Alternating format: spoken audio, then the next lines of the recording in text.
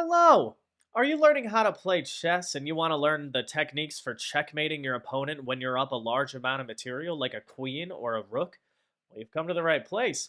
If you don't yet know the king and queen checkmate versus a king, I've got a video about that. You can check that out up here. This video is going to cover king and rook mate versus king. And you also get to look at my floofy hair throughout the video, so enjoy. Okay, so this is the position that we are going to be taking a look at. You see, we have two kings, and white is winning. Say we are playing white because we have an extra rook, so we're trying to checkmate black, and they are trying to just run around and avoid losing the game. So how do we actually win? Well, what we need to do is confine the king into a box, and then slowly but surely close that box down into the corner where we will deliver checkmate. So here, the rook is kind of, giving the king a box like this, which is basically the entire board. How can we shrink that? Well, we move our rook, let's say, like this. Now, these two files are no longer available, so the box has shrunk to this. Now, black is going to move the king. No, not much he can do.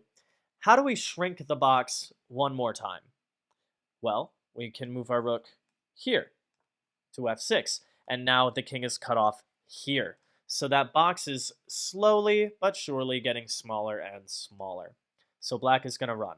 Now every time it's our turn, we want to ask ourselves, am I able, with the rook, to shrink the box without losing my rook?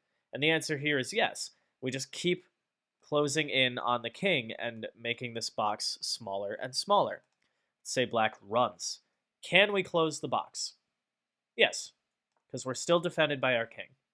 Let's say black runs this way, because he saw he was going towards the edge. He doesn't want that. He's going to go this way. Can we close the box now? No. See, we don't just want to give checks, because then the king is going to run, and now there's an entirely new box, right? So we don't want to do that. And if we close in like this, well, the king is not defending the rook, so we just lose our rook, and this is a draw. So what do we do instead? Well, if we can't close the box with our rook, we just have to bring our king a bit closer to the enemy king. So how do we do that? We just bring our king. And black is going to go here. Can we close the box now? No. We can do this, but that just moves the king here. And yeah, you could argue the king is now in this box, but that's not what we were trying to work towards. We are trying to get the king into this corner, right? So we just bring our king again. This forces black to move. And now we can close that box. Now we can bring our rook.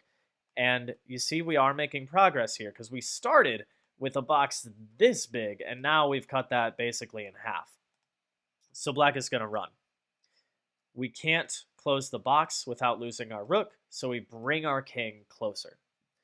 Black runs. Here we can close our box. Say black goes here. So here we can't close the box, and we also can't bring our king closer to black's king. So what do we do here? Well, we just make a waiting move. We don't want to go to c4, we would lose our rook. So we just make a waiting move, keeping our rook defended, so that black is forced to step away. Now we can close our box. Boom. And we keep doing this. Here we can't close it, so we bring our king. Shuffle, bring our king. Shuffle, close the box. Boom. Now black has to go to one of these three squares. Say he goes here. We close the box. Now the king is stuck between A1 and A2, right? Going to shuffle back and forth. Boom. Now here we just bring our king. Boom. Bring the king until we have a position that looks like this, where black's king is in the corner, and we are able to deliver checkmate with the rook like this. Our king shields the king away from the b file, and the rook is delivering the final mate there, just like that. So you see the last few moves here, black was actually just shuffling between these two squares until we can bring our king into the right position to deliver checkmate. And that's how you checkmate black with the king and rook.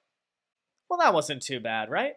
So now that you've kind of, looked at the technique of how to do this, it's time for you to practice it yourself.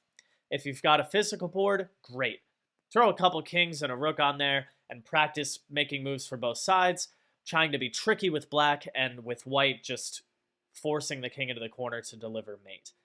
And if you don't have a physical board, then you can pull up an online analysis board on chess.com, lead chess, whatever. You can even play against the computer to make sure that even against, a crazy strong opponent, they're not going to be able to avoid checkmate with king and rook.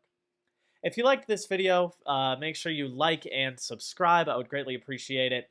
And if you want to leave a comment below with requests or suggestions for future videos, feel free to do that too. All right. Have a great day.